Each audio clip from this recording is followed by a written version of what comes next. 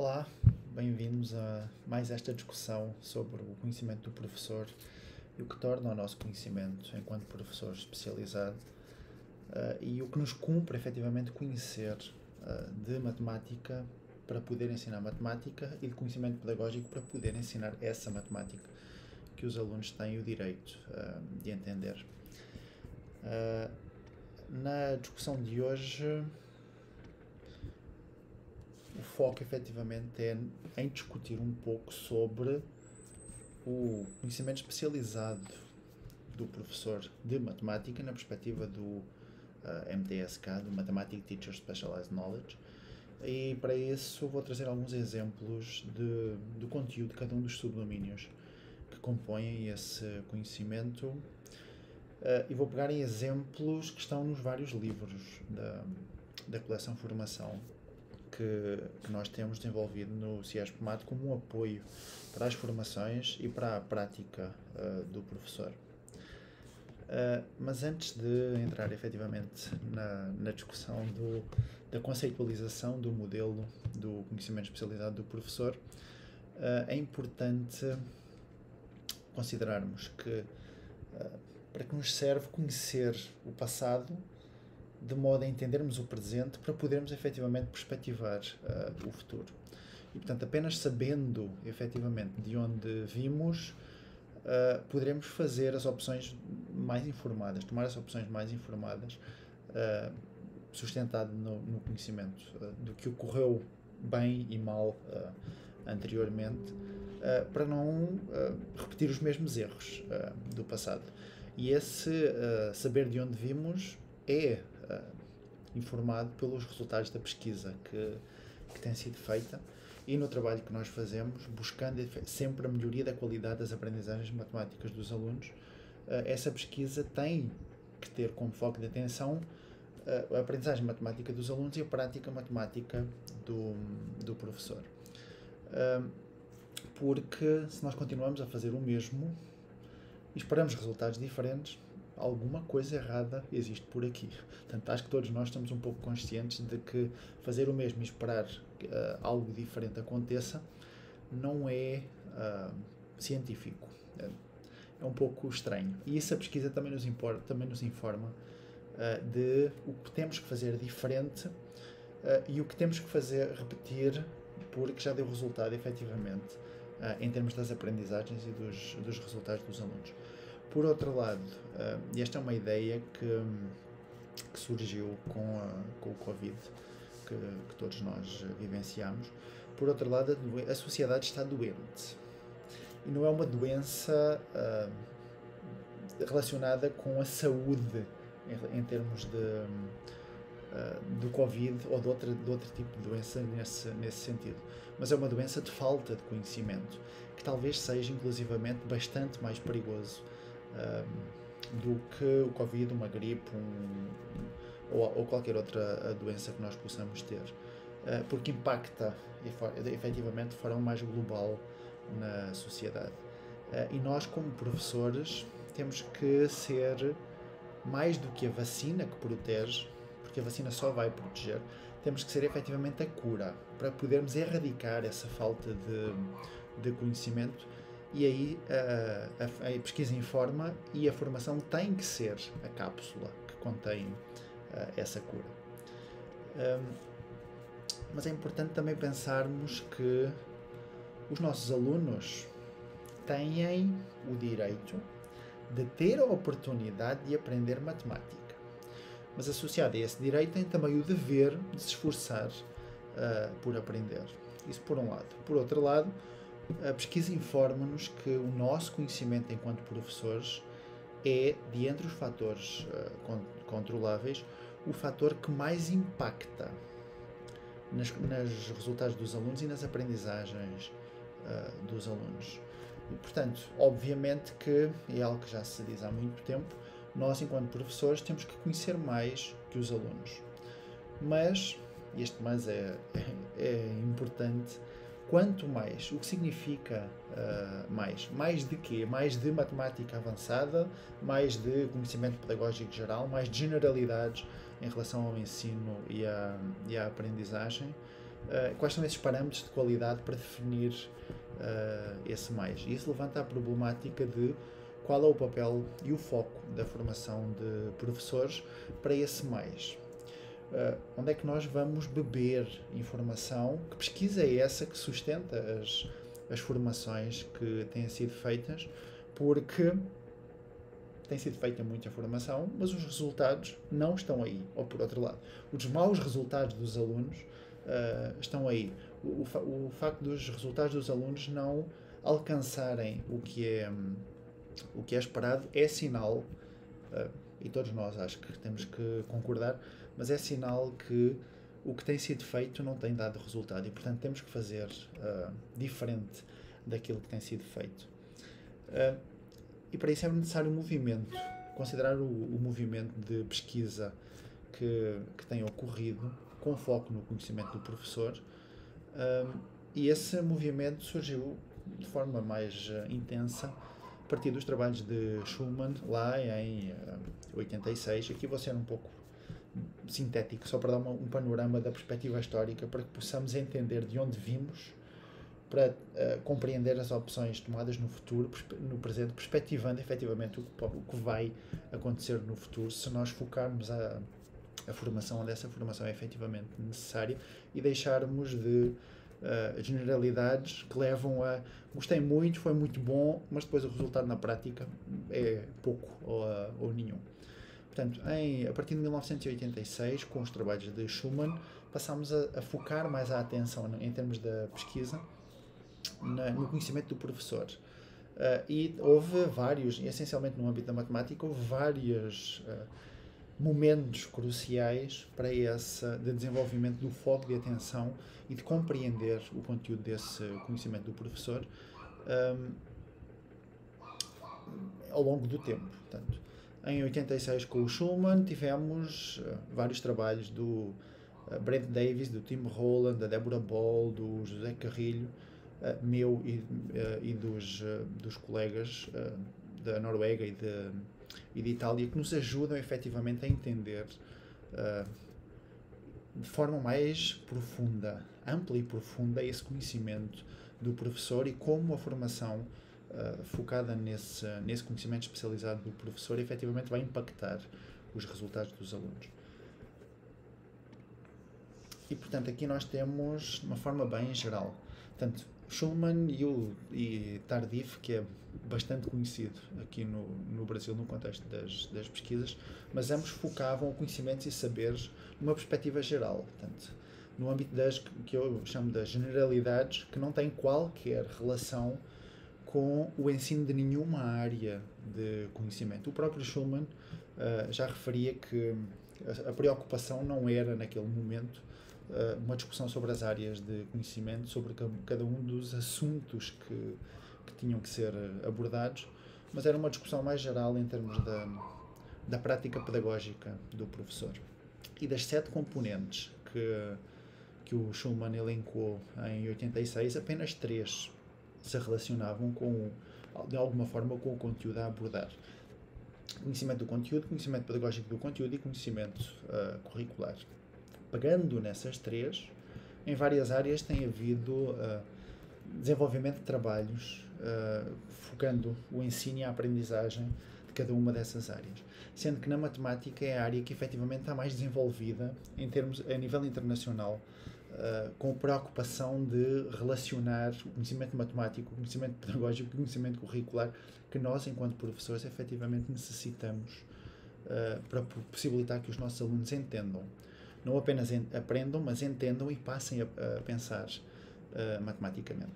Um trabalho importantíssimo foi o grupo da Deborah Ball, da Universidade do Michigan, com o Mathematical Knowledge for Teaching, o MKT, que trouxe a discussão para a diferenciação entre o conhecimento matemático que um engenheiro necessita de ter para a sua prática profissional e o conhecimento matemático que um professor de matemática necessita de ter para a sua prática profissional. E, portanto, as especificidades da prática profissional exigem que o conhecimento matemático seja efetivamente diferente também. Mas então que especificidades são essas do nosso conhecimento para sermos professores e, em particular, para sermos professores de matemática? Porque se só considerarmos as especificidades para ser professor, podemos ficar no âmbito das generalidades e do conhecimento pedagógico geral, mas se considerarmos as especificidades para sermos professores de matemática, então temos que considerar que nós, como professores, somos professores de matemática e, portanto, os alunos têm que aprender matemática, têm que desenvolver as suas formas de pensar matematicamente. E é esse conhecimento que vai ser, que nos cumpre enquanto professores, que vai ser especializado. Portanto, uma das conceitualizações que tem sido desenvolvida desde 2013 e que alcançou o seu expoente com a publicação em 2018 de um artigo que é dos mais citados no âmbito do conhecimento do professor e que eu tive a sorte ou não, que tive o prazer, efetivamente, de estar envolvido na conceitualização e participo, fazer parte do grupo que desenvolvemos esta conceitualização. Está relacionado com o conhecimento especializado do professor de matemática. A configuração é esse hexágono. Não vou entrar em detalhe das nomenclaturas, mas já vou daqui a pouco falar um pouco sobre cada um dos subdomínios. É importante considerar que o nosso conhecimento enquanto professores considera-se dividido em 3 dimensões. 2 dimensões, conhecimento matemático e conhecimento pedagógico, e uma dimensão que é isto na representação, na configuração do modelo, está no centro para mostrar que impacta e é impactado por todos os demais, que é a dimensão das crenças sobre a matemática e sobre o ensino da matemática. Portanto, no conhecimento matemático, do lado esquerdo, nós temos 3 subdomínios e o mesmo no conhecimento pedagógico do lado direito. E, portanto, no conhecimento matemático especializado, e é um conhecimento matemático especializado porque é específico para a prática profissional de ensinar matemática, e é um conhecimento pedagógico especializado também porque é específico para a prática profissional de ensinar matemática. Não é um conhecimento matemático para ser matemático, não é um conhecimento matemático para ser engenheiro, não é um conhecimento matemático para ser enfermeiro. É para a prática profissional de ensinar matemática. E, portanto, um dos subdomínios refere-se ao conhecimento dos tópicos. E, relativamente ao conhecimento dos tópicos, cumpre-nos conhecer, enquanto professores, em relação a cada tópico que temos que abordar, quais são o conjunto de procedimentos que sustentam, efetivamente, entender o que se faz, como se faz e por que se faz de determinada forma específica, e também quais as características do resultado que se vai obter. Temos que conhecer, em primeiro lugar, o que é definir, e que existem diferentes definições para um mesmo tópico e como podemos obter essas definições, conhecer a diversidade de formas de registros de representação de cada um dos tópicos, conhecer uma listagem de propriedades que nos vão, inclusivamente, ajudar a definir o tópico em discussão, e ter um conhecimento que nos permite entender o tópico como um fenómeno. Quais são as principais aplicações e de que modo é que a fenomenologia do tópico nos ajuda a obter uma visão mais ampla desse tópico. Eu, no final, vou apresentar alguns exemplos do conteúdo de cada um destes subdomínios em vários tópicos que fazem parte dos livros da coleção Formação, para nós conseguirmos visualizar também um pouco melhor o que é que significa cada um destes conhecimentos que estão aqui. Por outro lado, quando pensamos no nosso conhecimento matemático também, e entendendo a matemática como uma rede que nos permite movimentar entre diferentes temas dentro da própria matemática, é importante que nós, como professores, sejamos detentores de um conhecimento relacionado às conexões matemáticas. E essas conexões matemáticas podem ser essencialmente de 4 tipos. E aqui são conexões entre tópicos diferentes. Por exemplo, entre o tópico de medida e o tópico de divisão. Ou entre o tópico de multiplicação e o tópico de adição. Ou ainda entre o tópico de área e o tópico de gráficos de barras. Portanto, essas conexões envolvendo tópicos diferentes são efetivamente de 4 tipos. Conexões de complexificação, que nos permite entender o tópico que estamos a discutir, complexificando e afetando a relação com outro tópico distinto. Conexões de simplificação, que é o movimento contrário, portanto, promover uma conexão do tópico que estamos a discutir com algo que é mais simples, e por isso a simplificação. Portanto, conexões transversais, que são conexões que estão ao mesmo nível, nem de complexificação, nem de simplificação, e as conexões auxiliares, que vão possibilitar que eu possa entender melhor o tópico que estou a discutir com os alunos, auxiliando a discussão com outros tópicos diferentes daquele que nós estamos a trabalhar. Isso é muito potente quando nós vamos trabalhar a questão das operações e dos algoritmos das operações e de fazer conexões com o tópico, alguns dos tópicos de medidas que nos vão auxiliar a entender efetivamente o que fazemos nos algoritmos. E normalmente nós não exteriorizamos essas conexões, por um lado porque podemos não ser conhecedores do impacto das conexões, e por outro porque muitas vezes é natural para nós e nós achamos que é algo que é também natural para os alunos, mas a pesquisa mostra que não é. Ainda como parte do nosso conhecimento matemático especializado, e aqui é um dos marcos essenciais do trabalho que nós fazemos como professores, se nós queremos que os alunos entendam efetivamente a matemática que têm o direito de entender e que têm o dever de se esforçar para entender, temos que pensar que aquilo que dizemos hoje vai ser válido amanhã. E temos que pensar que nós queremos que os alunos passem a pensar matematicamente. E pensar matematicamente envolve necessariamente que os alunos desenvolvam o entendimento em relação ao que é generalizar. E a generalizar implica utilizar sempre, a cada momento, uma linguagem matemática adequada. E para isso necessitamos de compreender e de elaborar diferentes estratégias de resolução de problemas, de modo a que possamos também generalizar os processos utilizados nessa resolução de problemas, para que os alunos entendam que a estrutura do problema pode ser generalizável. E, portanto, muda os números, que essa é uma das dificuldades comuns dos alunos, muda os números e os alunos acham que mudou o problema. Portanto, esta ideia do pensar matematicamente associada à generalização e à resolução de problemas é o que sustenta o fazer matemático do matemático. E aqui o conhecimento da prática matemática está associado ao nosso fazer matemática enquanto professores, no contexto da nossa prática profissional enquanto professores de matemática. Por outro lado, a nossa prática profissional envolve conhecimento matemático e conhecimento pedagógico. E, portanto, no nosso conhecimento pedagógico especializado,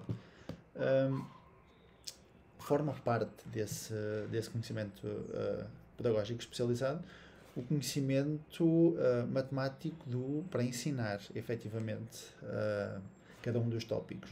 E este conhecimento pedagógico envolve conhecermos um conjunto de diversas teorias de ensino que podem ser implementadas, conhecer os recursos que podemos utilizar, não apenas os recursos, mas as potencialidades e limitações de cada um dos recursos que podemos utilizar para discutir cada um dos tópicos matemáticos que temos que abordar, e em particular aquele tópico matemático que estamos a abordar naquele momento. E o exemplo que eu normalmente dou é porque quando vamos trabalhar frações, utilizamos o círculo de frações ou configuração circular. O que é que se ganha e o que é que se perde se utilizarmos a configuração circular e não utilizarmos a configuração retangular. O que é que se ganha e o que é que se perde ao utilizar a configuração circular, que é uma quantidade contínua, e não utilizarmos uma quantidade discreta de elementos para referir e para discutir o todo. Porque, efetivamente, perdemos muito mais do que ganhamos quando usamos apenas essa configuração retangular, circular, desculpem, ou quando priorizamos, efetivamente, o seu uso em detrimento dos outros. E envolve também, esse conhecimento pedagógico para ensinar, envolve também um conjunto de estratégias ou uso de analogias e de exemplos e de sequenciação desses exemplos, de modo a efetivamente potenciar o entendimento matemático dos alunos sobre o tópico que está em discussão. Ainda, forma parte do nosso conhecimento pedagógico, e aqui é uma questão que nós tipicamente temos, que a pesquisa nos mostra que nós tipicamente, enquanto professores, temos dificuldade, que está relacionado com antecipar quais são as maiores dificuldades matemáticas ou as maiores facilidades matemáticas que os alunos podem apresentar em relação àquele tópico específico que está a ser abordado. Portanto, e aí envolve também conhecer quais são as formas de interação que os alunos têm com o tópico matemático e quais são as concepções que os alunos têm em relação a como a matemática se aprende, como a matemática se desenvolve em termos matemáticos, que vai ajudar efetivamente a que possam ir criando essa imagem mental de como o seu entendimento matemático vai também estar relacionado e vai impactar no entendimento atual, vai impactar no entendimento matemático futuro. E por fim, obviamente que aqui nesta conceptualização, o conhecimento curricular lá do Schulman, que era um dos 3 subdomínios que estavam de alguma forma relacionados com o ensino e a aprendizagem de um assunto, de um tema, de uma área de conhecimento.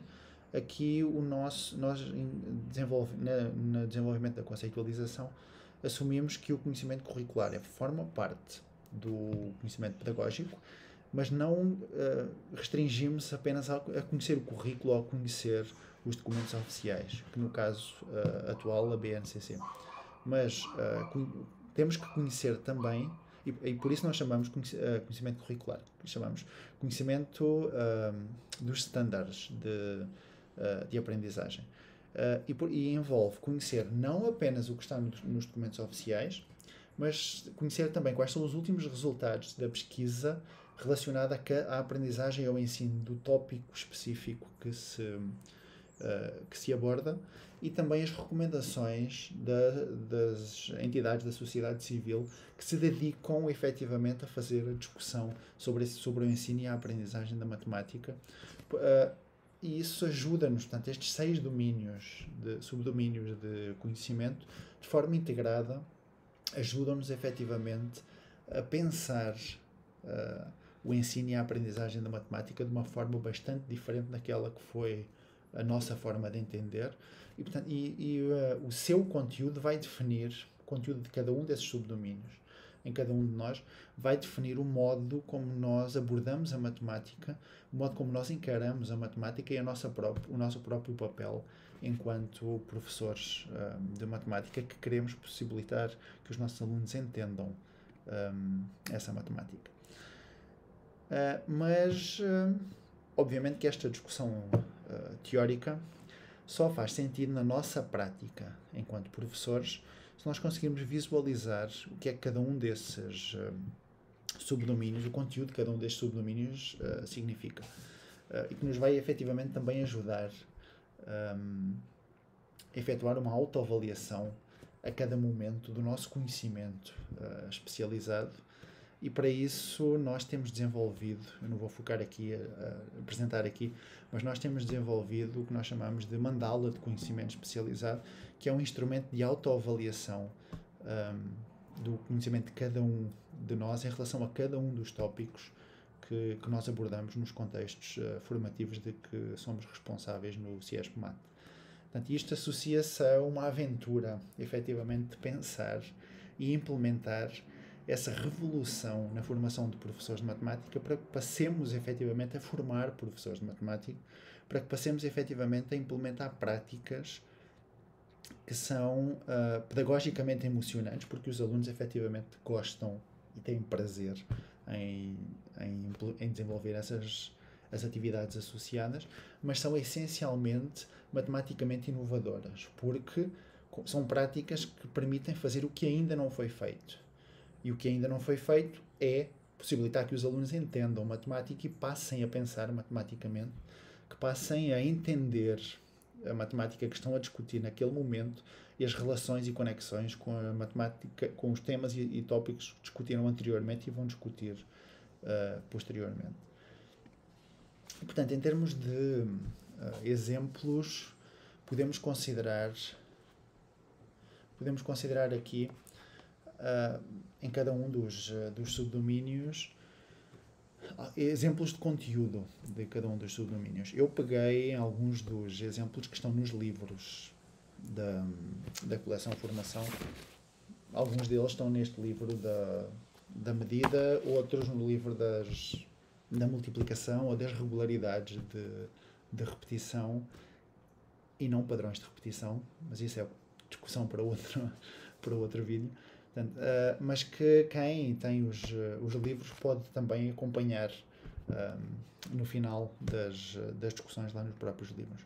Portanto, como exemplos do conhecimento dos tópicos, recorde-se, eu não vou estar a ler, mas que recorde-se o conhecimento dos tópicos relaciona-se com conhecer as propriedades, definições, procedimentos, fundamentos do tópico, que nos permitem efetivamente entender cada um dos tópicos como um fenómeno. No âmbito, por exemplo, da medida, conhecer que o todo a ser medido e a unidade de medida tem que ser da mesma natureza, portanto tem que ser da mesma grandeza.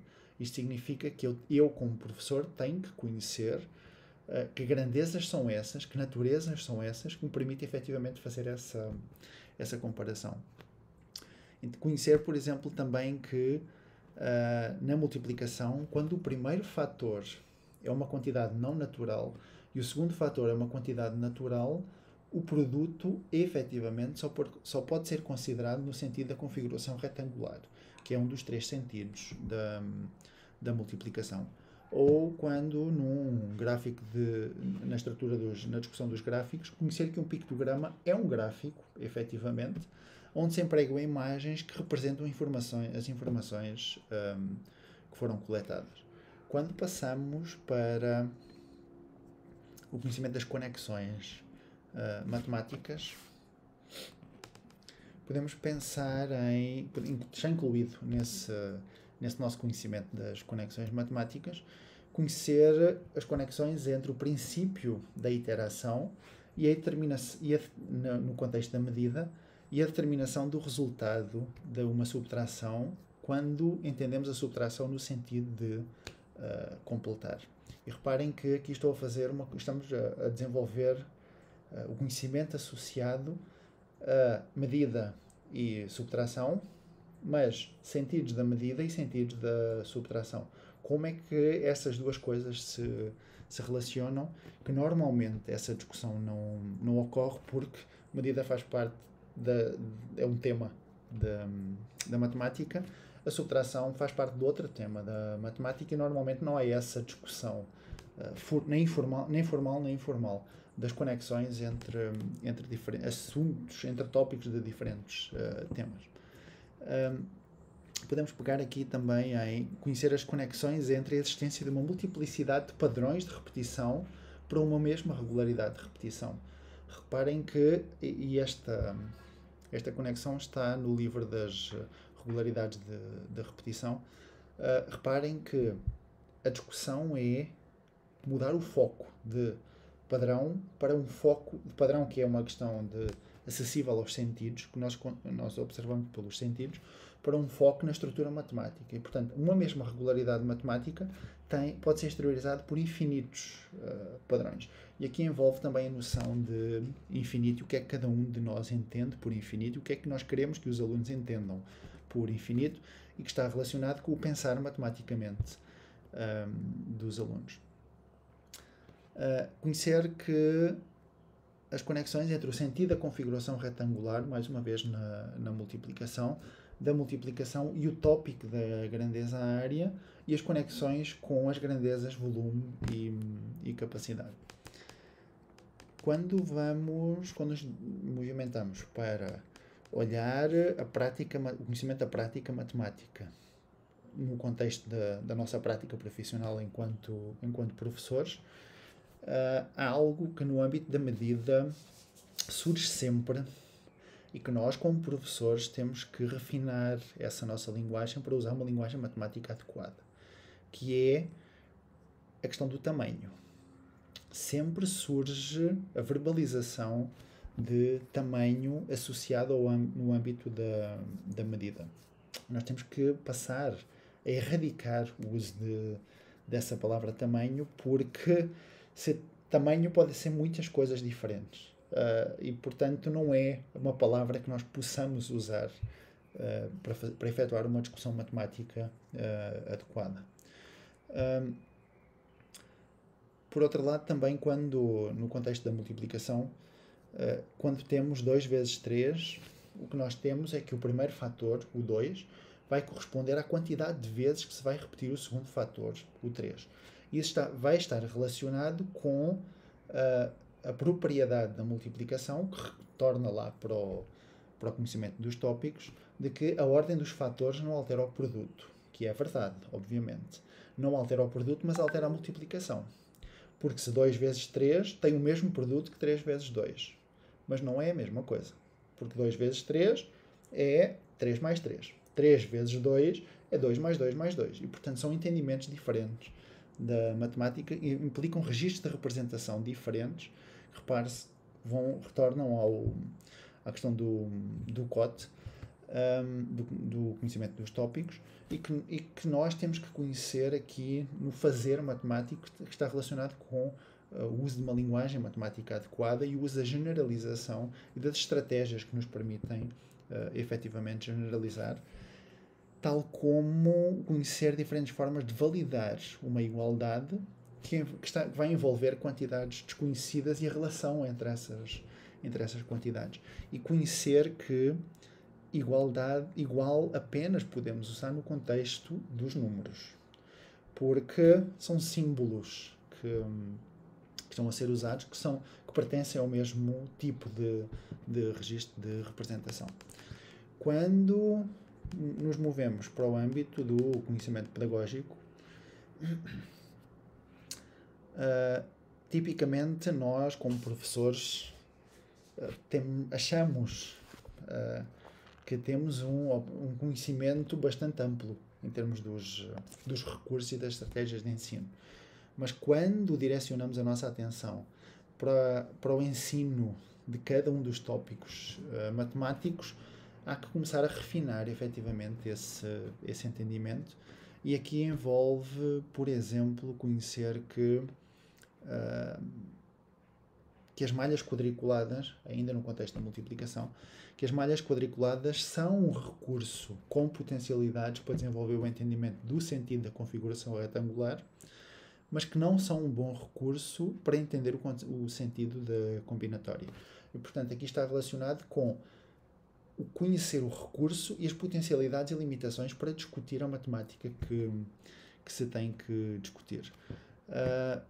Podemos pensar também em conhecer que uma estratégia potente para que os alunos entendam que instrumento de medida e unidade de medida nunca pode coincidir. E repare que está relacionado com, se eu pegar numa caneta, numa lapiseira, e disser a altura do Miguel é 10 lapiseiras. Eu estou a utilizar uma linguagem matemática que não é adequada e, portanto, faz parte do meu conhecimento matemático especializado, e estou a usar um recurso associado a uma unidade de medida. portanto, esta é uma das discussões que nós fazemos também noutros contextos das fake news no ensino da matemática, porque a minha altura nunca pode ser 10 canetas. Porque se eu só posso comparar elementos comparáveis, eu não posso, só posso comparar a minha altura com a altura, efetivamente, da caneta. E, portanto, este conhecimento é o que sustenta, efetivamente, a tomada de decisão pedagógica e as discussões que nós fazemos com os alunos para potenciar, maximizar ou não essa qualidade das discussões matemáticas e o entendimento matemático dos alunos. Quando pensamos no nosso conhecimento que nos permite antecipar as dúvidas dos alunos e as dificuldades e facilidades que os alunos têm em relação a cada um dos tópicos, é importante pensarmos ou conhecer que os alunos revelam dificuldades, por exemplo, na conversão entre unidades e subunidades de medida de distância, por não entenderem as relações de equivalência de base 10 que estão associados. Ou, do mesmo modo, revelam dificuldades quando têm que trabalhar a equivalência de medida de área, por não entenderem que a relação é de base, a relação é de 100. E por isso a coisa de anda uma casa ou anda duas casas quando tem que efetuar essa equivalência de unidades. E eu não trouxe aqui exemplos específicos, mas peguei em alguns dos contextos que estão nos livros da coleção Formação. Como professores, nós temos que cumprir-nos um conhecimento associado a entender. E aí nesses quadros estão onde na BNCC está cada um dos tópicos, desde a educação infantil até